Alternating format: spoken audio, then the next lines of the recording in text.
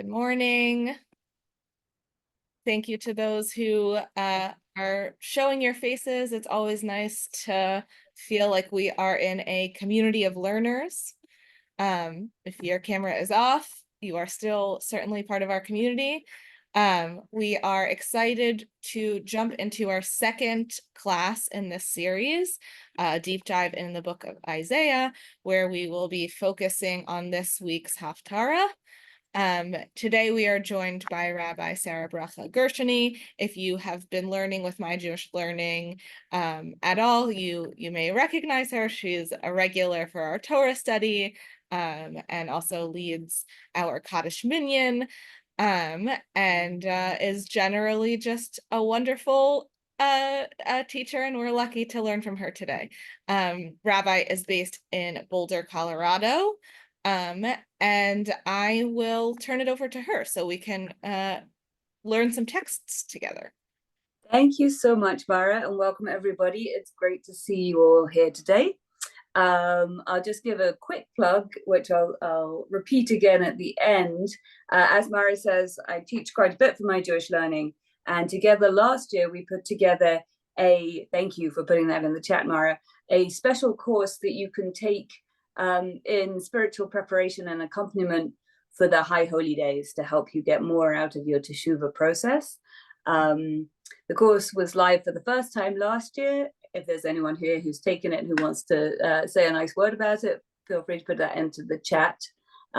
It's an asynchronous course, so once you sign up, you get the login details, and then you can do it at your own pace with video teachings as well as source sheets and suggestions for practices going from now through to after Yom Kippur. So I hope you'll check that out. It's $99, but you get lifetime access, so you can do it again next year and the year after and onwards. All right, so that was a brief plug for that. Now let's dive in to looking at what is called the third Haftarah of Consolation. I'm going to this morning first give a little bit of background. You can. We don't need this. We don't need the source sheet just yet. Well, actually, you can keep it up. Whatever. Firstly, I'm going to give a little bit of background to this idea of there being what is the Haftarah and the seven Haftarot of consolation. Hopefully, not repeating too much from what was said last time. I'll also give a little bit of background to the book of Isaiah and discuss why these seven Haftarot of consolation, which are a sequence, they all come from a certain section of the book of Isaiah, but they're not sequential, and they're not consecutive or sequential. They jump around within these middle chapters of the book of Isaiah, and there are a number of suggestions about why specifically these excerpts were chosen as the Haftarot for these 7 weeks. So as Rabbi Simon said last week, one way to think about a Haftarah is as a conclusion to the Torah service. It's the same word actually as maftir. The last Torah reading is the same shoresh, same root. She also says she thinks of it as punctuation. In the time that the Haftarot were added to the Torah service, they were, I think, felt to be fresher and more relevant texts in many cases than perhaps the Torah reading itself. This may not always be the way that we experience them now. In some ways, they're I think sometimes feel more dated than the text of the Chumash that we read in the Torah service. However, it was part of the creation of Rabbinic Judaism and the liturgy as we have it now, to create these accompanying sections from the books of the prophets to go with the Torah readings for each week. Now, as we already, I'm sure, discussed, there are 3 particular Haftarot of rebuke in the weeks leading up to Tisha B'Av, and then 7, which are called Haftarot of consolation, leading from Tisha B'Av through to Rosh Hashanah. It's a sort of a rehabilitative process. So after I talk a little bit more about this background, and we'll look at a couple of sources about the general background together, then we'll pivot and look in detail at the text of this Haftarah itself, and hopefully that will be a bit more interactive. And then we'll look at some commentaries on a couple of those ideas at the end. So, Mara, if you can put up the source sheet now, and also I think if you could repost the link into the chat so people can pull it up on their own screens as well, that would be great. Hopefully you can get it on Safaria without a problem. Thank you so much. Okay, so let's scroll down. I put the Isaiah at the top just for ease of finding it again, but we'll skip for now. Okay, go back. Yeah, here we are. Great. So the Tur, who's one of the big medieval authorities, it's actually his book or books, the Arba Turim, which means the four pillars, which is structurally the basis for the Shulchan Aruch, which is sort of the how-to of Jewish law that came a couple centuries later. But the Tur, so he's an authoritative guy. He says specifically that in general, the Haftarot are connected to the Torah portions by some kind of content, some kind of thematic link between what's in the Torah portion and what's in the Haftarah. Well, as we go through the year together, we'll see how that's true. But he says specifically that these 7 of comfort, the 3 of rebuke and 7 of comfort, are not thematically connected to the Torah portion, but rather they're connected to the calendar. And he says this in the middle of a long passage where he describes the entire layout of the calendar and why we do the things that we do.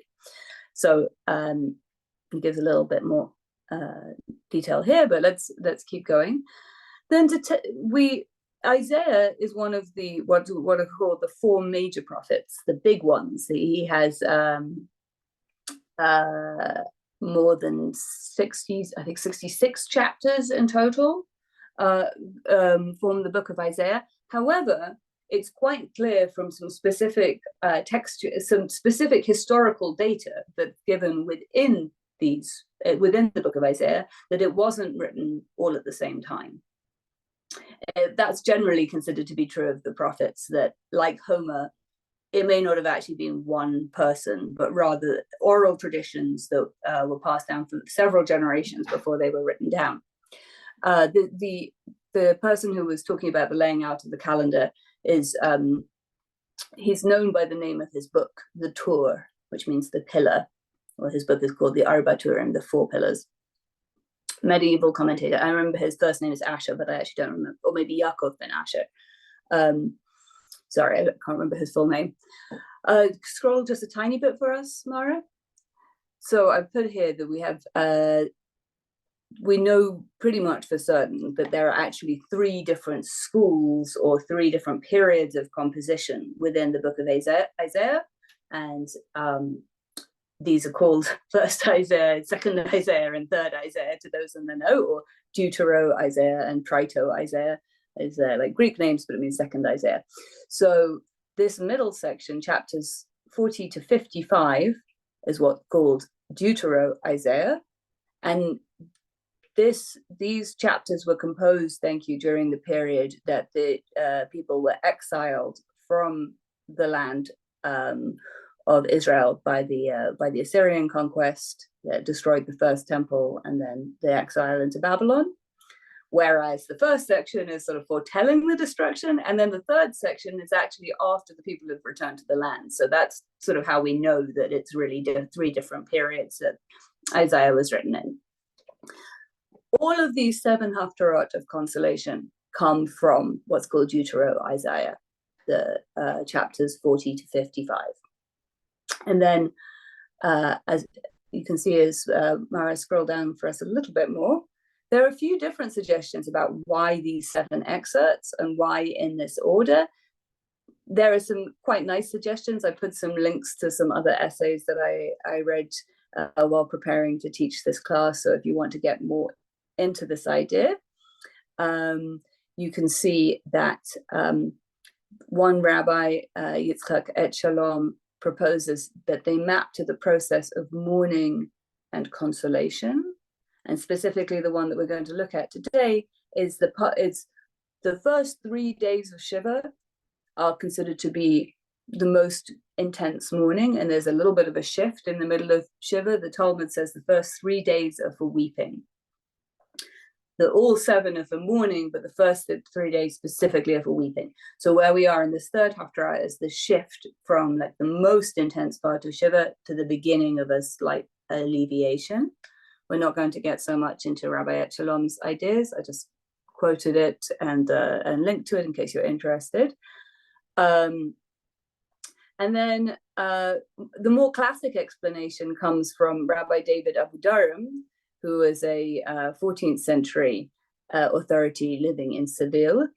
And his theory, which is the one which is generally commented on by the rabbis, says that there's he takes just the first line of each Haftarah, and he maps out how this could be read as a dialogue or trialogue, I suppose, between the prophet and God and the people. 3 different voices. You can read it for yourself. I'm not going to read it aloud for you, but this is his idea.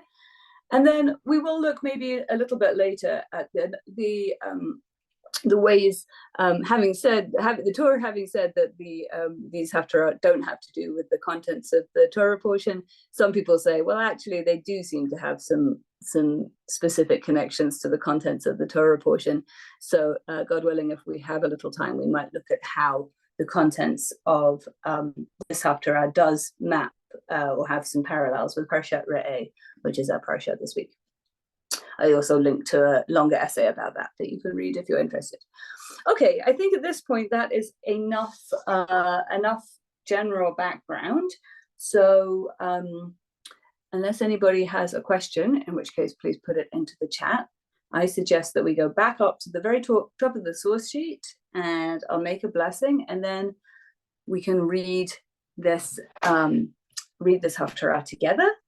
And I'll ask a question before we do to help focus our attention. But first, let's tune in and make a blessing on Torah study together before we dive in. Baruch atah Adonai Eloheinu, Ruach haolam asher kitshanu b'mitzvotav v'tzivanu la'asok b'divrei Torah. Blessed are you, source and force of creation, who makes us holy through this practice of getting deep with words of Torah. May it be your will that this Torah is sweet for us, it sweetens us, and it causes us to sweeten life for our descendants and for our students, and may they continue this transmission of Torah throughout the generations. Blessed are you, great teacher, who teaches Torah to your people Israel. Baruch atah Adonai, hamelamed Torah la'amo Yisrael. Okay. So my question, I'm going to ask for if there's someone who would like to read the English of the Haftarah aloud for us. Please let us know. You can raise your little emoji hand. But before we have it read to us, I want to ask folks to be tracking what are the promises that are being made to the people here. This is this Torah, Haftarah of consolation. The idea is we've been through the worst of it, and now God is reassuring us that things are going to get better from here. So, what are the various images of things going well that are used in assurance here? What are the big themes or ideas about what specific blessings will occur for the people in the time to come, according to the prophet? I can't actually see. Let me see if I can go back to seeing everybody's face. Do we have a volunteer? We have a volunteer who also may have a question. So, Deborah, let's see if I can answer your question. You unmuted again. Hi, did that work? Yes, thank you. Okay. I think we both unmuted me at the same time, which remuted me. No question, but I'm happy to read. Fantastic. Okay, so everybody's listening for what are the images or what are the promises being made? What are the good things that may come? And you can just put them into the chat as they come up. Okay, Deborah, take it away, please. Unhappy, storm-tossed one, uncomforted. I will lay carbuncles as your building stones and make your foundations of sapphires. I will make your battlements of rubies, your gates of precious stones. the whole encircling wall of gems.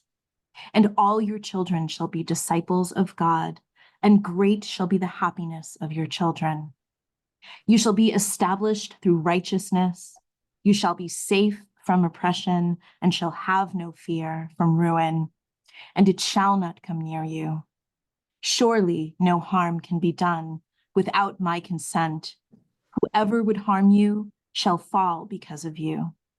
It is I who created the smith to fan the charcoal fire and produce tools for each purpose. So it is I who create the instruments of havoc. No weapon formed against you shall succeed, and every tongue that contends with you at law you shall defeat. Such is the lot of God's servants, such their triumph through me, declares God.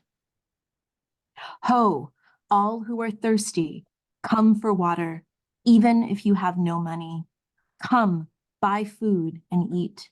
Buy food without money, wine and milk without cost. Why do you spend money for what is not bread, your earnings for what does not satisfy?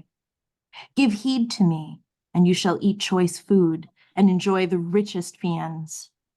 Incline your ear and come to me. Hearken, and you shall be revived. And I will make with you an everlasting covenant, the enduring loyalty promised to David. As I made him a leader of peoples, a prince and commander of peoples, so you shall summon a nation you did not know, a nation that did not know you shall come running to you for the sake of the eternal your God, the Holy One of Israel, who has glorified you. Beautifully read, Deborah. Thank you so much. So thank you so much. And thanks for everyone for listening. We currently have just one. You counted, Ginny says 17. They counted 17 different promises. I counted 1, 2, 3, 4, 5, 6, 7, maybe 8, 9, 10, 11, but I guess you could split them down a bit further. So just popcorn into the chat. What are the promises being made here? Doesn't have to be in order. What popped out to you? Abundance. Right. So there's the thing about, you're going to have water and food. Even if you haven't got any money, you'll have sustenance. There's also the images at the very beginning of the city being built from gemstones. I think that's also an image of abundance, of riches. We have the image of happiness. We're promised having happy children. I remember someone, one of my colleagues once saying, you're only as happy as your least happy child as a parent, which seemed a very true statement. So the promise that your children will be happy is a wonderful promise. No oppression, right? And indeed divine protection, that it is God who is, and I think there's also a promise here that not just a protection from God, there's stuff about I, God, am the one who creates implements of violence. It's an image of there being divine order. Even if it doesn't seem like it, actually God's in control. God will provide. And the gemstones to be set in coal, reminding of coal around the eyes. So perhaps glittering eyes all around. Thanks, beautiful Beth. And then at the end, this image of there being an everlasting covenant. This is one of the places where the idea of the covenant with the line of David and the messianic line being descended from David is seen. That not only is there this everlasting covenant, but this will lead all the other nations to come to the Israelites as their, the nation which is in touch with God. Yeah.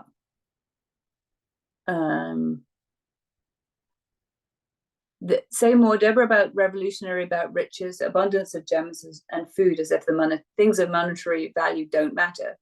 I think it's saying that they do matter, that we're going to have those things.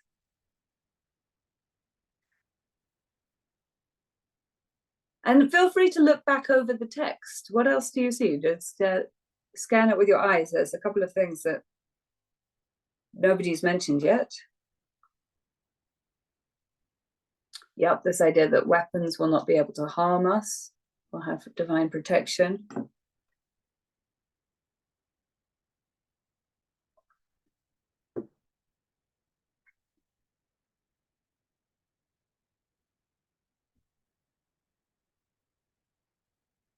No legal troubles. Yep, perhaps. Loyalty. Tell me, where do you see loyalty? Sylvia, give us a little more detail.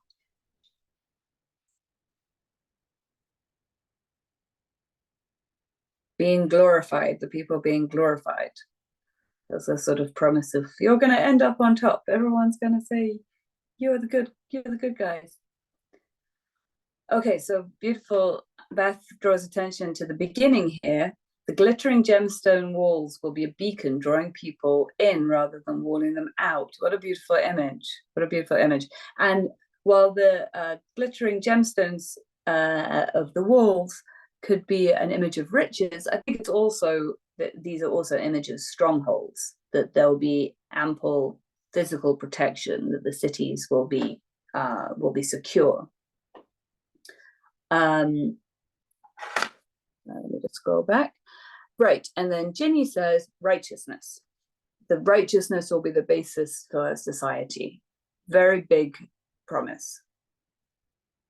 A very big promise. And then as Sylvia points out, this idea of an enduring loyalty promised to David is the everlasting covenant that David and his line will be the ongoing rightful teachers and leaders of the people. And that there will be no fear. One other thing that is promised that no one's mentioned explicitly, I think, is that as well as having happy children, we're promised having wise children, which is quite nice. Children both wise and happy. Oh, it would be a wonderful thing. So as I had them listed in order, we've got the riches of the walls, we've got strongholds, we've got wise children, we've got happy children, we've got righteousness as the basis of society, we've got safety from enemies, protection from God and there being a sort of divine order, God saying nothing can happen without my permission, I'm the one who's in control of all of this. Then the beautiful prophecies about being able to have water and food, milk and wine, sustenance, and milk and wine is seen as being spiritual sustenance. They're metaphorical, not just rich foods. And then these promises about yes, wise being disciples of God, yeah, and then at the end promises about this everlasting covenant and being a leader amongst nations or being looked up to by other nations. Mark says, are the gems related to the breastplate of the high priest, which is a very interesting thought, which I hadn't come across. Maybe, I mean, yes, clearly those are some of the other places that we have gemstones explicitly discussed in our text. Yeah, could well be. Anything else that anyone wants to draw attention to from the Haftarah text itself? What strikes you? What is the most beautiful promise or passage in your opinion? Anything surprise you here? Anything that seems contradictory or out of place here? What do you think of this Haftarah? It's not very long as Haftarahs go. Oh, I see Fortuna's hand. Oh yeah, can you're in charge of the unmuting. You should be able to unmute. Great. Yeah, I was a little bit surprised and really happy about the thoughts about children being wise, having wise children. I think for anybody who is a parent, I think sometimes you'd rather your children are wise than being happy. They could be happy and really stupid, but I think I'll take wise children, I put that in my heart about watching my own son and see, you better be wise and stop telling me about you being unhappy or something. Be wise. Mhm. Mhm. Right, absolutely. And I do think it's beautiful that those two promises go hand in hand, to have children who are both wise and happy. What a beautiful thing.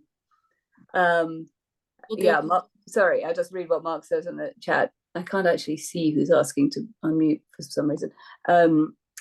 Mark says the first verse of consolation and comfort, acknowledgement of Israel's suffering, and relating that to our contemporary situation, much suffering for the people of Israel and for the people in the Holy Land. Linda. That nothing happens without God's order. What about free will? Good question. Good question. Yeah, big question.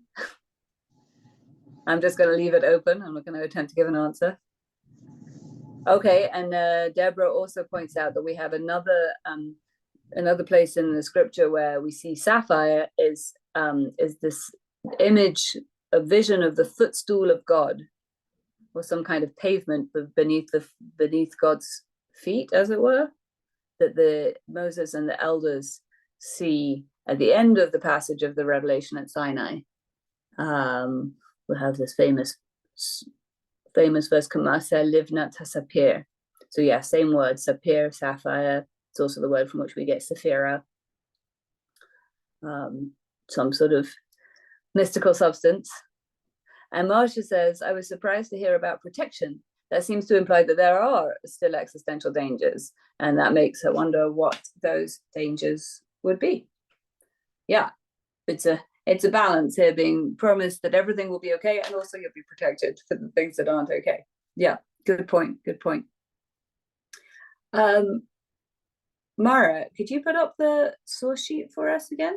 Yes. Let's have a little look at the ways that the Haftarah does actually parallel some of the material in Parshat Re'eh. Scroll down a little bit for us, and without even looking, do we have any keen beans who know Parshat Re'eh quite well who want to point out any of these parallels? Does anyone spot anything? We'll learn it.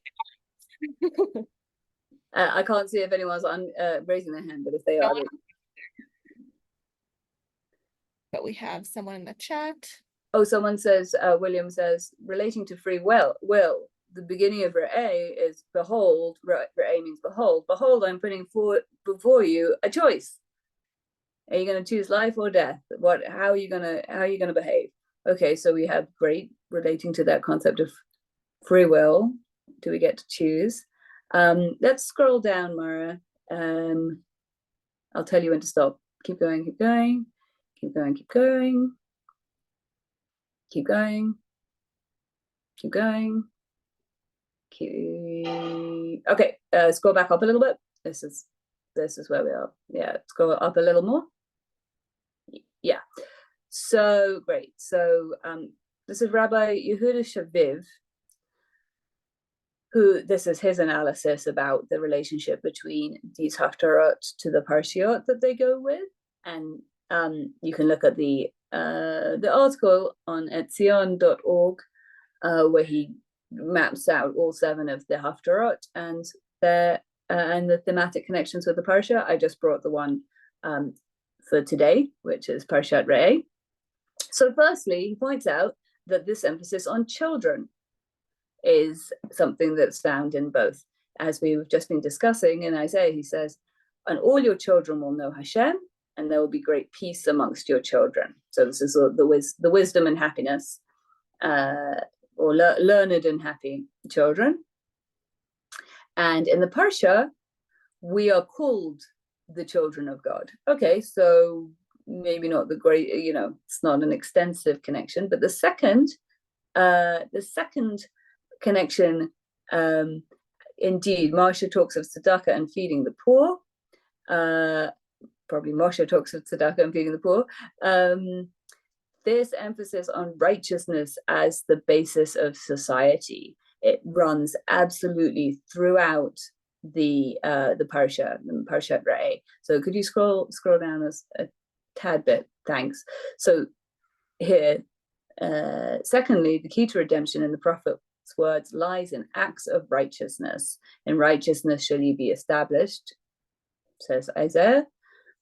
And then the parasha speaks at length about matters of righteousness. We are warned several times to remember the Levite who has no portion or inheritance in the land, and to include him in the household. There are 4 different places he cites. Likewise, we are told to give gifts to the poor, to the stranger, and to the orphan and widow. There is also the obligation to cancel debts at the end of 7 years. And later on, there are psukim, there are verses that speak of the obligation. Could you scroll? I can't move my thing. Thank you. The obligation to open one's hand to one's impoverished brother and to give him sufficient for what he needs, that which he lacks. We are also commanded as to what to give the Hebrew male and female servants at the end of their periods of indenture. So quite a few different aspects of righteousness being understood as economic, of sharing, of making sure that people who don't have land of their own, who are in one way or another socially disadvantaged, have what they need. And this is what righteousness means in the context of the Torah, is taking care of the people in our society. So that's the second big connection. Thirdly, the parasha promises, and you shall lend to many nations, but you shall not borrow. You shall rule over many nations, but they shall not rule over you. And this is very similar to where the Haftarah lands after this, the business about creating an everlasting covenant with the house of David. We have these promises that we will be a witness to the nations, a leader and commander of nations, and nations that did not know you will turn towards you. Similarly, images of like Israel's on top amongst the nations, and others are turning to Israel for guidance and support.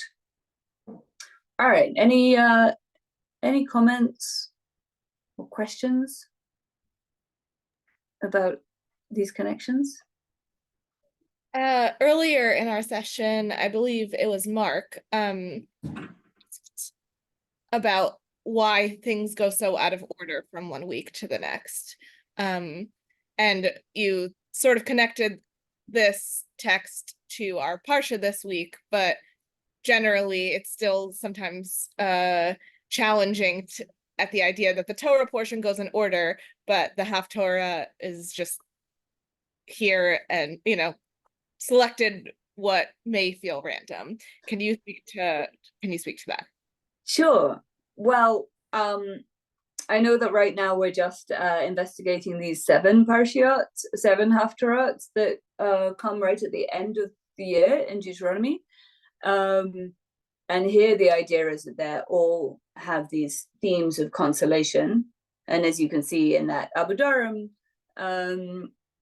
teaching, there may be some sort of like back and forth of like, oh, feel better, I don't feel better, no, tell them they should feel better and this is why, okay, I'm beginning to feel a bit better, and then yes, come on, you're feeling really better, come on, get up, it's time to get better. That's basically the gist of it.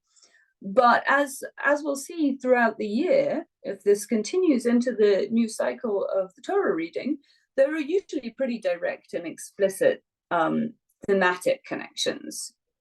So either the story is a direct parallel or even a continuation of the story. So for instance, when we read about the report of the scouts who go to check out the land of Israel in Parshat Shlach Lecha, in the book of Numbers, the Haftarah continues the story.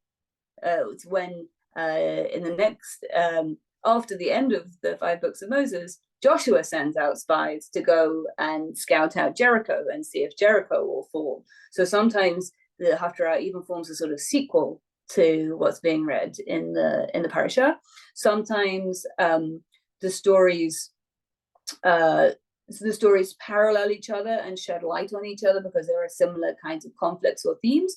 And sometimes it's more of a linguistic link. So for instance, in the parsha about Jacob or about Joseph, there may be prophetic texts which cite Jacob as a character and sort of wax lyrical about Jacob or wax lyrical about Joseph. So I think if we learn the Haftarah through the year, we'll come to understand in greater depth what are some of the mechanisms which cause the rabbis to connect these particular readings. And we'll also see that there's more than one tradition. Not infrequently, the Ashkenazi and Sephardi Haftarah readings are a bit different. Often they're from the same chapters of the same book, but they start and end in somewhat different places. One will be longer, one will be shorter, but sometimes they're completely different. There are different traditions about which Haftarah goes best with which parsha. So hopefully this is something we'll get to dig into in greater depth as we follow the calendar. Any other questions before we have a little bit of a look at these commentaries at the end? Well, jump in, put it in the chat if you have a question. But Mara, let's put the source sheet back up, and we'll go close to the bottom. Just wanted to draw out a little bit more about this idea of the children. We believe the children are our future. Okay, scroll back up a little bit. In the words of Whitney Houston, a little bit more. These ideas, yeah, one little bit more. Yeah. Yeah, let's look at it. Yeah, you're in the right place. That's good. So this verse that we already mentioned, V'chol banayich limudei Hashem, all of your children will be learned of God, or disciples of God, v'rav shalom banayich, and there will be great peace for your children, or great happiness for your children. You may be familiar with the little bit of Talmud that we're about to read next, which makes a beautiful pun between the word banayich, your children, and the word bonayich, your builders. It just so happens that where I live in Boulder, our conservative synagogue here is named Bonei Shalom, and they decided to call themselves Bonei Shalom. They were originally thinking, when they were founded, to call themselves Bnei Shalom, children of peace. And then someone pointed out there are many dozens of Bnei Shalom across the country, but nowhere is there a Bonei Shalom, builders of peace. And taking specifically from this pun, that's in the Talmud, it's actually a couple places in the Talmud, they decided to call themselves Bonei Shalom. So Rabbi Hanina says, Torah scholars increase peace in the world. As it is said, and all your children, this is our verse from Isaiah, Banayich, shall be learned of God, and great shall be the peace of your children. If all of the children of Israel are disciples of God, there will be peace for all. But the sages make this pun and say, don't say your children, Banayich, but rather read it, your builders, Bonayich. Those who are scholars will build peace for the next generation. Let's hope that that's true. Could you scroll down a little bit more, and then they give a few different proof texts for this idea of peace and Torah study going together. Let's just keep scrolling a little bit more. I'll just add in keep going. I also want to share. I discovered while researching this that actually in the Dead Sea Scrolls texts, which sometimes have slightly different versions, it does in fact say Bonayich, not Banayich, your builders, not your children in this text. So there's a very ancient question about children or builders. The Midrash, this is an ancient Midrash, similar period to the Talmud, says, all of your children being learned of God, hints of the world to come. In this world, we have human teachers, but in the Messianic time, we shall learn directly from God, God's self. And then the last thing that I want to quote comes from Rabbi Joseph Hertz in his commentary. And I thought this was beautiful, his quotation from H.G. Wells. He says, This verse is an important landmark in the history of civilization. In obedience to it, Israel has led the world in universal education. H.G. Wells says, the Jewish religion, because it was a literature-sustained religion, led to the first efforts to provide elementary instruction for all children of the community. This wordplay, end of H.G. Wells' quote, the wordplay on children and teachers proclaims a wonderful truth. The children of a nation are the builders of its future. And every Jewish child must, can't see, but presumably attempt to become such a pupil of his or her people's better future. So such a builder of his or her people's better future.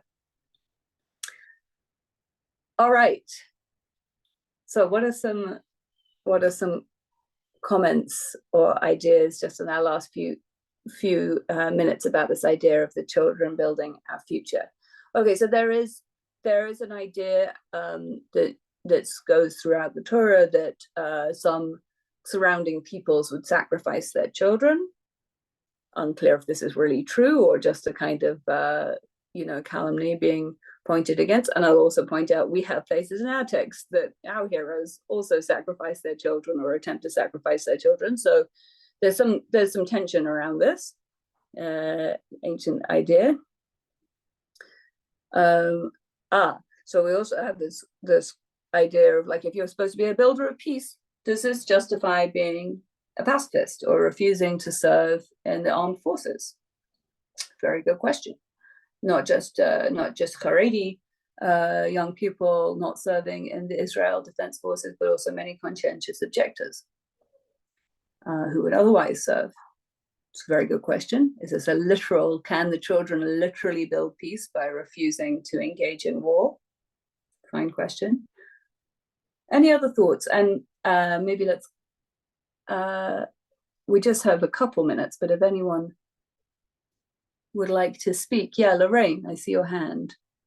Would you, Mara, can you unmute Lorraine? Please keep it pithy, since we're... Okay. Thank you. The builders are like the protecting the children just as much as the parents, you can say. That's the way I looked at it a little. That protecting the children is protecting the parents? As much as the parents are protecting the children. That the children are protecting the parents. Yeah, and we see this quite literally in the passage of generations. God willing, we when we need it are taken care of by our children. And also, I think there's a very interesting question of, if there are no children, is there no hope? Do people actually give up? Is it everything we do in society actually at some level building for the sake of the children? Richard says, builder seems to be an active concept, whereas we often think of children as being more passive, especially young children who are in a position of, receiving more than they're able to do or give on a practical level. Yeah, great point. Any other thoughts to share? Well, we have another comment from Fortuna. Oh, please, Fortuna. But we can't hear you. So just, yeah, you got to unmute yourself.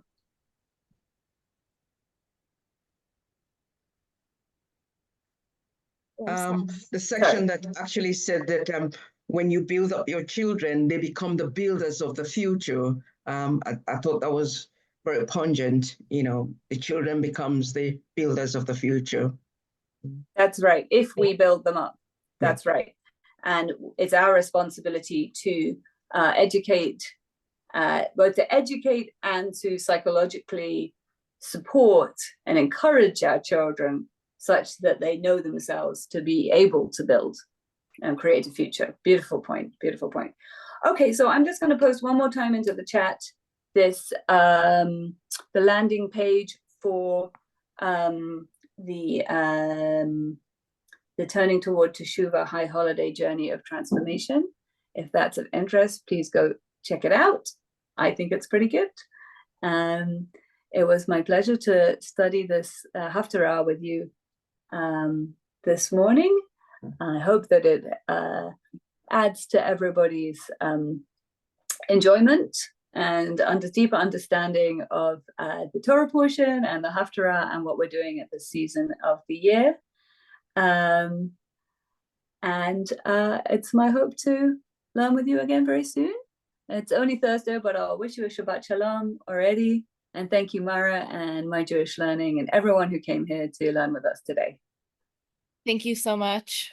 We hope to see you tomorrow during our traditional Torah study and next week as we continue learning the Haftarah together. Bye-bye. Thank you so much. Shabbat Shalom.